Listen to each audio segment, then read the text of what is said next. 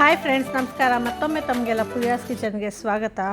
ಇವತ್ತು ನಾವು ತುಂಬ ರುಚಿಯಾದಂಥ, ಅದರಲ್ಲೂ ಮದುವೆ ಮನೆಗಳಲ್ಲಿ ವಿಶೇಷವಾಗಿ ಮಾಡುವಂಥ ಪೈನಾಪಲ್ ಗೊಜ್ಜು ಅಥವಾ ಅನಾನಸ್ ಗೊಜ್ಜು ಮಾಡೋದು ಹೇಗೆ ಅಂತ ನೋಡೋಣ. ಈ ಪೈನಾಪಲ್ ಗೊಜ್ಜು ಮಾಡೋದು ಸುಲಭ, ಹಾಗೆ ರುಚಿ ಕೂಡ ಅಷ್ಟೇ ತುಂಬಾ ಚೆನ್ನಾಗಿರುತ್ತೆ. ಹಾಗಿದ್ರೆ ಮಾಡೋದು ಹೇಗೆ ಅಂತ ನೋಡೋಣ ಬನ್ನಿ. ಇದಕ್ಕೆ ನಾನು ಸ್ವಲ್ಪ ಚೆನ್ನಾಗಿ ಹಣ್ಣಾಗಿರೋಂಥ ಪೈನಾಪಲ್ನ ತೊಗೊಂಡಿದ್ದೀನಿ. ಈ ಪೈನಾಪಲ್ನ ಸಿಪ್ಪೆ ತೆಗೆದು ಈ ರೀತಿ ಸಣ್ಣದಾಗಿ ಕಟ್ ಮಾಡಿ ಇಟ್ಕೊಂಡಿದ್ದೀನಿ. ಇಲ್ಲಿ ಸುಮಾರು ಒಂದು ಅರ್ಧ ಪೈನಾಪಲ್ ಅಂದರೆ ಒಂದು 2 ಕಪ್ ಆಗೋಷ್ಟು ಪೈನಾಪಲ್ನ ತೊಗೊಂಡಿದ್ದೀನಿ. ಈಗ ಮಸಾಲೆಯನ್ನು ಸಿದ್ಧ ಮಾಡ್ಕೊಳ್ಳೋಣ ಬನ್ನಿ. ಇಲ್ಲಿ ಮಸಾಲೆಗೆ ನಾನು 1 ಟೇಬಲ್ ಸ್ಪೂನಷ್ಟು ಉದ್ದಿನಬೇಳೆ, 1/4 ಟೀ ಸ್ಪೂನಷ್ಟು ಮೆಂತ್ಯ, ಹಾಗೆ 1 ಟೇಬಲ್ ಸ್ಪೂನಷ್ಟು ಜೀರಿಗೆ ತೊಗೊಂಡಿದ್ದೀನಿ. ಇದಕ್ಕೆ 1 ಟೀ ಸ್ಪೂನಷ್ಟು ಎಣ್ಣೆ ಹಾಕ್ಕೊಂಡು ಒಳ್ಳೆ ಘಮ ಬರೋ ರೀತಿ ಸಣ್ಣ ಉರಿನಲ್ಲಿ ಹುರ್ಕೋಬೇಕು. ಈಗ ನೋಡಿ, ಇದು ಒಂದು ಅರ್ಧದಷ್ಟು ಹುರಿದಿದ್ದಾಗಿದೆ, ಸ್ವಲ್ಪ ಘಮ ಬರೋಕ್ಕೆ ಶುರುವಾಗಿದೆ. ಈಗ ಇದಕ್ಕೆ ನಾನು ಒಂದು 5 ಕೆಂಪು ಮೆಣಸಿನ್ಕಾಯಿ, ಹಾಗೆ ಒಂದು 10 ಬ್ಯಾಡಗಿ ಮೆಣಸಿನ್ಕಾಯಿ ಹಾಕ್ಕೊಂಡಿದ್ದೀನಿ. ಹಾಗೆ 2 ಕಡ್ಡಿಯಷ್ಟು ಕರಿಬೇವು ಮತ್ತು 2 ಟೇಬಲ್ ಸ್ಪೂನ್ ಆಗೋಷ್ಟು ಬಿಳಿ ಎಳ್ಳನ್ನ ಹಾಕ್ಕೊಂಡಿದ್ದೀನಿ. ಮತ್ತು ಅರ್ಧ ಗಿಟ್ಟಕಷ್ಟು ಒಣಕೊಬ್ಬರಿನ ಈ ರೀತಿ ತೆಳುವಾಗಿ ಪೀಸ್ ಮಾಡಿ ಹಾಕ್ಕೊಂಡಿದ್ದೀನಿ.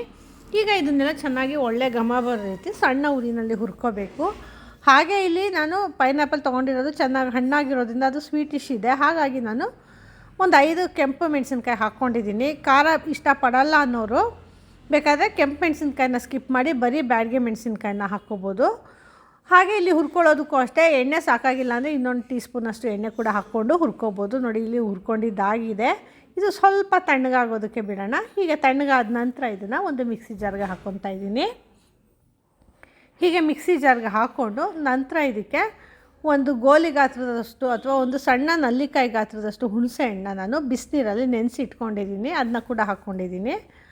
ಹಾಗೆ ಇದಕ್ಕೆ ರುಬ್ಬೋದಕ್ಕೆ ಬೇಕಿರೋಷ್ಟು ನೀರು ಹಾಕ್ಕೊಂಡು ಚೆನ್ನಾಗಿ ನುಣ್ಣಗೆ ರುಬ್ಕೋಬೇಕು. ಇದು ಚೆನ್ನಾಗಿ ನುಣ್ಣಗೆ ರುಬ್ಕೊಂಡಷ್ಟು ಗೊಜ್ಜು ತುಂಬಾ ಟೆಕ್ಸ್ಚರ್ ಚೆನ್ನಾಗಿ ಬರುತ್ತೆ. ಈಗ ನೋಡಿ, ಇದು ಚೆನ್ನಾಗಿ ನುಣ್ಣಗೆ ರುಬ್ಕೊಂಡಿದ್ದೀನಿ. ಈಗ ಇದನ್ನು ಪಕ್ಕಕ್ಕಿಟ್ಟು ಒಗ್ಗರಣೆಗೆ ಸಿದ್ಧ ಮಾಡ್ಕೊಳ್ಳೋಣ ಬನ್ನಿ. ಇಲ್ಲಿ ಒಗ್ಗರಣೆಗೆ ನಾನು ಒಂದು 3 ಟೇಬಲ್ ಸ್ಪೂನಷ್ಟು ಎಣ್ಣೆ ತೊಗೊಂಡಿದ್ದೀನಿ. ಈ ಎಣ್ಣೆ ಕಾದ ನಂತರ ಇದಕ್ಕೆ 1 ಟೀ ಸ್ಪೂನಷ್ಟು ಸಾಸಿವೆ, ಹಾಗೆ ಸ್ವಲ್ಪ ಹಿಂಗನ್ನ ಸೇರಿಸ್ಕೊಂಡಿದ್ದೀನಿ. ಹಾಗೆ ಇದಕ್ಕೆ ಒಂದು 2 ಕಡ್ಡಿಯಷ್ಟು ಕರಿಬೇವು, ಹಾಗೆ ಒಂದು 2 ಬ್ಯಾಡಗಿ ಮೆಣಸಿನ್ಕಾಯಿನ ಕೂಡ ಹಾಕ್ಕೊತಾ ಇದ್ದೀನಿ. ಈ ಮೆಣಸಿನ್ಕಾಯಿ ಕರಿಬೇವು ಸ್ವಲ್ಪ ಬಾಡಿದ ನಂತರ ಈಗಾಗಲೇ ಸಣ್ಣದಾಗಿ ಹೆಚ್ಚಿಟ್ಕೊಂಡಿದ್ದೀವಲ್ಲ ಪೈನಾಪಲ್, ಆ ಪೈನಾಪಲ್ನ ಕೂಡ ಸೇರಿಸ್ಕೊತಾ ಇದ್ದೀನಿ.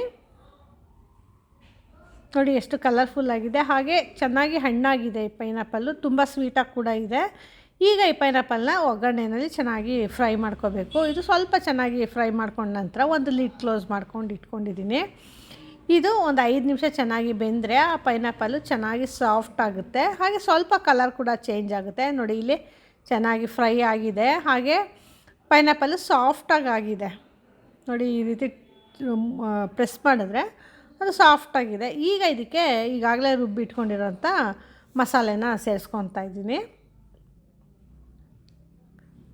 ಹೀಗೆ ಈ ಮಸಾಲೆ ಎಲ್ಲ ಹಾಕ್ಕೊಂಡು ನಂತರ ಇದೇ ಮಿಕ್ಸಿ ಜಾರ್ಗೆ ಸ್ವಲ್ಪ ನೀರು ಹಾಕ್ಕೊಂಡು ಅದನ್ನ ಕೂಡ ಸೇರಿಸ್ಕೊತಾ ಇದ್ದೀನಿ.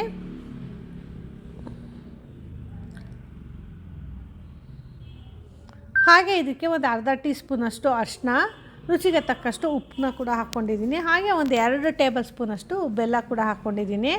ಇಲ್ಲಿ ಪೈನಾಪಲು ಚೆನ್ನಾಗಿ ಹಣ್ಣಾಗಿದೆ, ಹಾಗೆ ತುಂಬ ಸ್ವೀಟಾಗಿತ್ತು, ಹಾಗಾಗಿ ನಾನು ಒಂದು 2 ಟೇಬಲ್ ಸ್ಪೂನಷ್ಟು ಬೆಲ್ಲ ಹಾಕ್ಕೊಂಡಿದ್ದೀನಿ.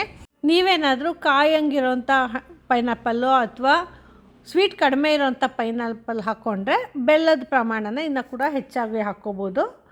ನಿಮ್ಮ ರುಚಿಗೆ ಅನುಸಾರವಾಗಿ ಬೆಲ್ಲ ಹಾಗೆ ಉಪ್ಪು ಖಾರನ ಹಾಕ್ಕೋಬೋದು. ಈಗ ಇದನ್ನು ಚೆನ್ನಾಗಿ ಮಿಕ್ಸ್ ಮಾಡಿಕೊಂಡು ಚೆನ್ನಾಗಿ ಕುದಿಸ್ಕೊಳ್ಳೋಣ.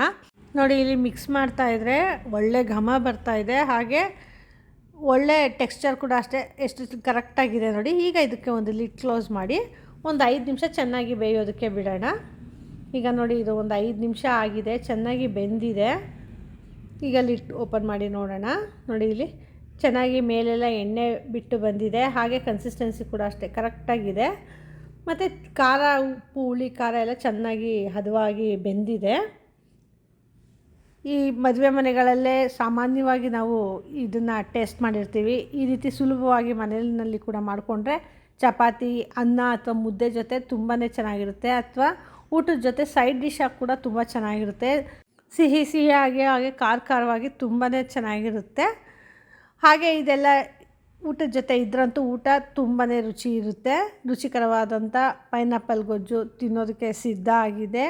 ಈ ರೆಸಿಪಿ ನಿಮಗೆ ಇಷ್ಟ ಆಯಿತಾ? ಹಾಗಿದ್ರೆ ನೀವು ಕೂಡ ಖಂಡಿತ ಟ್ರೈ ಮಾಡಿ, ಹೇಗೆ ಬಂತು ಅಂತ ನಮಗೆ ಫೀಡ್ಬ್ಯಾಕ್ ಕೊಡಿ. ಹಾಗೆ ಇಂಥ ಇನ್ನೂ ಹೆಚ್ಚು ಹೆಚ್ಚು ವೀಡಿಯೋಸ್ಗಳಿಗಾಗಿ ನಮ್ಮ ಪೂಯಾಸ್ ಕಿಚನ್ನ ಲೈಕ್ ಮಾಡಿ, ಶೇರ್ ಮಾಡಿ, ಹಾಗೆ ಸಬ್ಸ್ಕ್ರೈಬ್ ಮಾಡಿ. ಧನ್ಯವಾದಗಳು.